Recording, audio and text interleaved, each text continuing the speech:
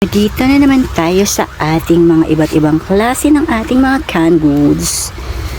Hanap tayo dito ng ating Lucky 7. Wala silang malalaki.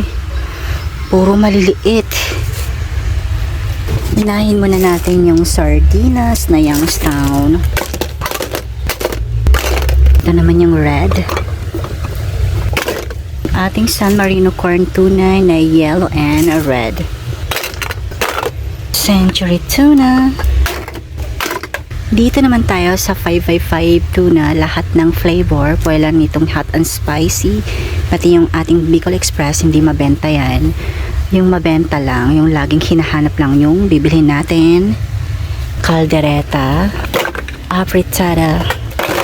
Machado.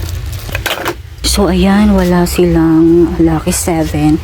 Try natin yung ating corn beef. Ito, yung bingo nila is 150 is 30 pesos mga kasari. Medyo pricey. Pero, ganun talaga. Kuha na lang tayo ng meron. Ito naman yung CDO 150 is 30 pesos. Sige, try natin yung CDO. Nagdagan lang natin yung ating Youngstown sardines.